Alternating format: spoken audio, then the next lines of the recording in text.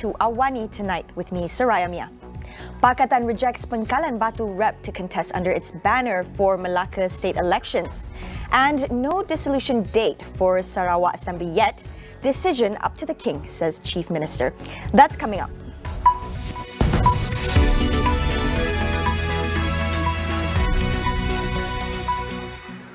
Pakatan Harapan will not be fielding Pengkalan Batu incumbent Datuk Nur Hizam Hassan Bakti in the Melaka state elections next month.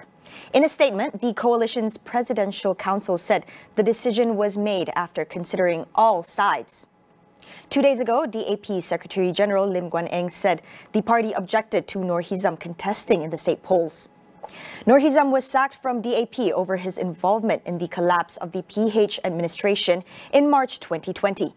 Nur Hizam pulled a similar move earlier this month when he and 3 other state assemblymen withdrew support for UMNO's Datuk Sri Sulaiman Mat Ali as Chief Minister, triggering a snap election.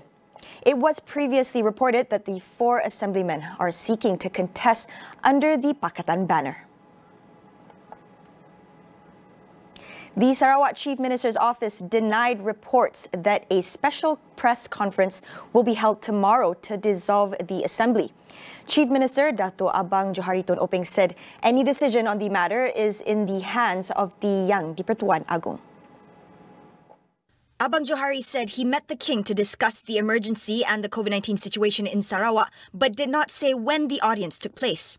Several media outlets have speculated that the State Assembly would be dissolved tomorrow, but Abang Johari said he was surprised to hear it and reiterated that he did not know the dissolution date.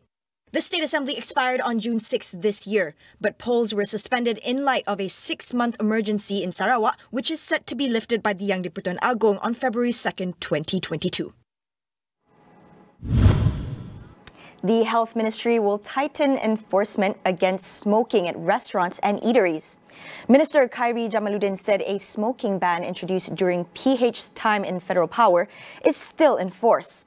He has instructed health officers to come down hard on those who break the law. In a tweet today, Khairi commended the policy introduced by former Health Minister Datuk Sri Dr. Zulkifli Ahmad as a good initiative. The issue of the smoking ban resurfaced after several individuals highlighted on social media the apparent increase in the number of smokers lighting up in restaurants. Many had questioned the Health Ministry's lax in enforcement since the start of the pandemic early last year. Under Zulkifli's watch, Pakatan Harapan administration had gazetted all eateries, including open-air establishments, as smoke-free areas from January 2019. Enforcement of the smoking ban came into force in January 2020.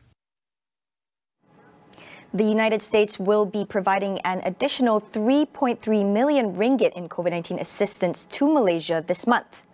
The donation is aimed at boosting the country's effort in vaccinating hard-to-reach and vulnerable communities.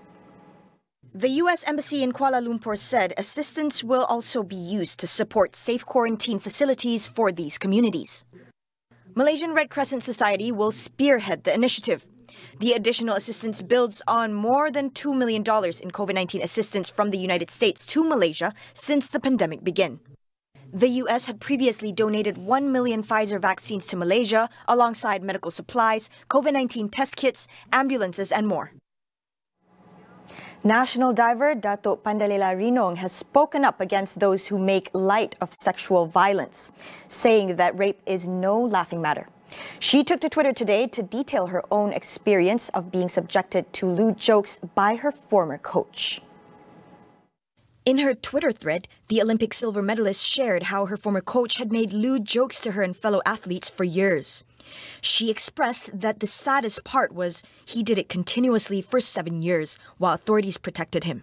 When she finally spoke up, she said unfortunately she was bullied instead. Pandalela urged leaders to tackle sexual harassment issues and not turn a blind eye to the problem, as she encourages others who have been abused to speak up. Malaysia is ranked 21st out of 32 countries in terms of reducing greenhouse gas emissions, according to KPMG's Net Zero Readiness Index. Head of Governance and Sustainability, Kasturi Nathan, says while the country has set strong green policy initiatives, Malaysia, like many other countries, lack a binding law to make a net zero carbon target a reality. Out of the 32 countries, I must say, only 9 of them have a binding net zero commitment under their national laws that places a legal obligation on their governments to deliver. So we clearly on that front need to expedite and adapt net zero targets and signing them into law, right? So legally binding targets and delivery capabilities are key measures in delivering net zero ambition. She said key to achieving net zero carbon lies in the collaboration between public, private and financial sectors supported by behavioral changes. Public support for climate action is key. Net zero measures, right, should be clearly communicated to the public sector, such as highlighting on the lower pollution levels of electric vehicles or the health benefits of eating less meat, which contributes to the reduction of methane emission from livestock. So these are simple, easy to relate to and easy to understand messages that should be clearly communicated from time to time. Additionally, she said introducing a carbon tax policy is a way to drive behavioral changes and influence public support. A healthier dietary requirements, right, is introduced at the expense of taxes on food which is high in methane emission. For example, livestock or high in meat consumption. So excessive meat consumption releases methane into the environment, and so such products are taxed, right? Are carbon taxed. So this is how the behavior of individuals can be altered, can be influenced to drive the right behavior. We'll go for a short break. Stay with us.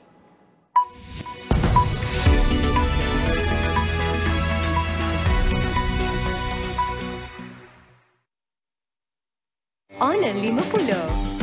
Mencipta tambahan ketika cetusan inspirasi. Ayuh keluarga Malaysia, kita bulatkan tekad dan bersatu hati untuk terus memelihara serta mempertahankan kedaulatan negara. Sebagai keluarga Malaysia yang besar, kita harus bertoleransi dalam semua perkara. Hormat menghormati serta mengekalkan perpaduan rakyat yang berbilang kaum, agama dan bangsa serta integrasi nasional silang budaya adalah tunjang kekuatan kita sebagai sebuah negara bangsa yang berjaya. Umpama selembar benang dikait, ditenun dan dijalin, akhirnya menjadi kain yang sempurna indah.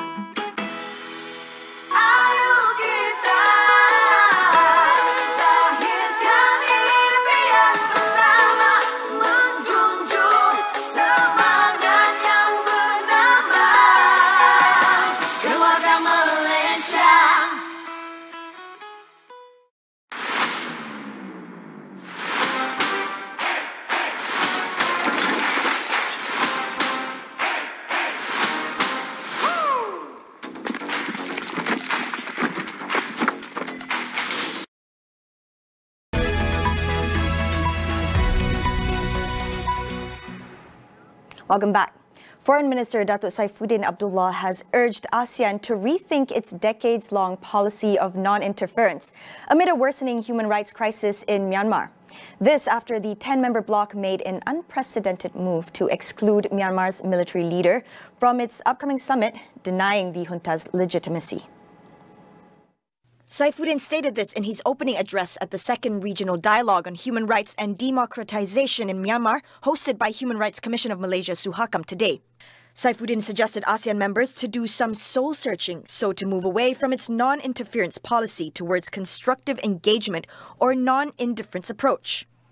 He stressed how the crisis can impact the region as a whole and that concerns by member states should be addressed. More than 1,000 civilians have been killed by security forces since the democratically elected government was overthrown by a military coup on February 1st.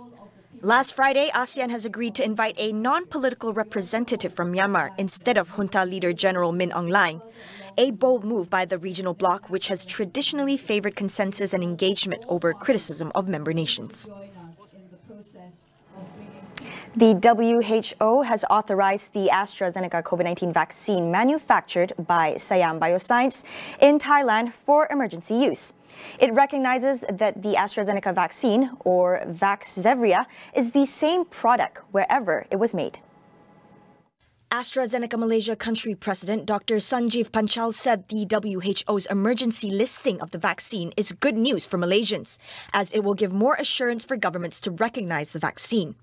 The vaccine undergoes stringent manufacturing process, with each batch passing over 60 quality tests as part of a robust global quality assurance process.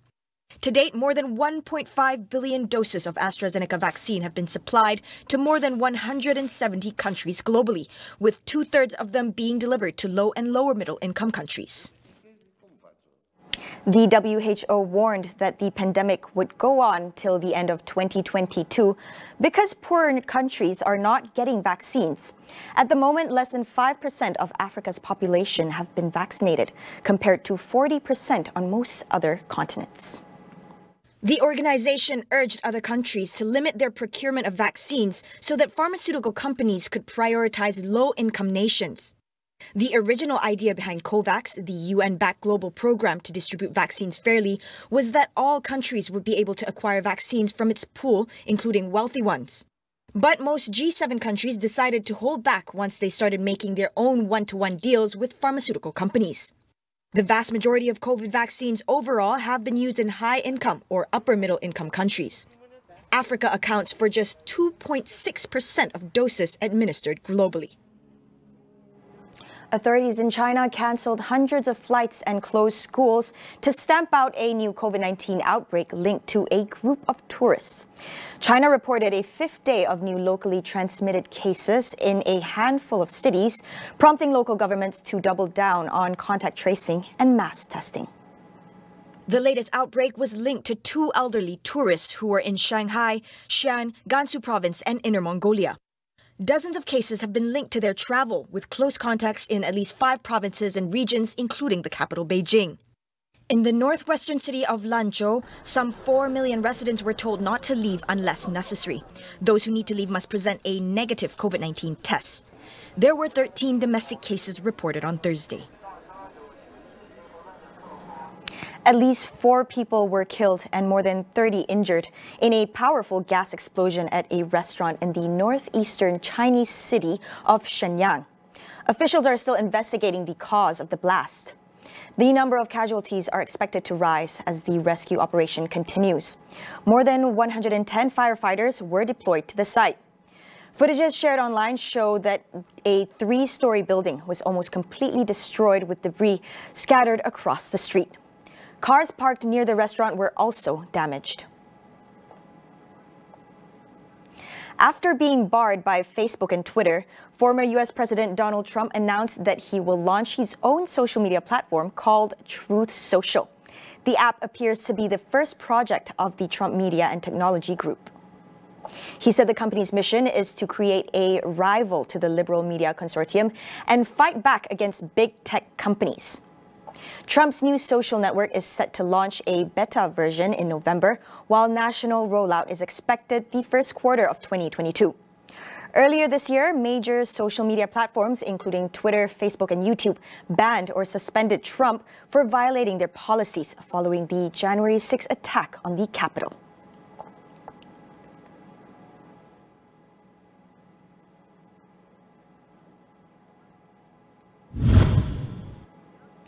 Dual diagnosis, when one has a mental illness and substance use disorder simultaneously, is often overlooked in response to drug addiction.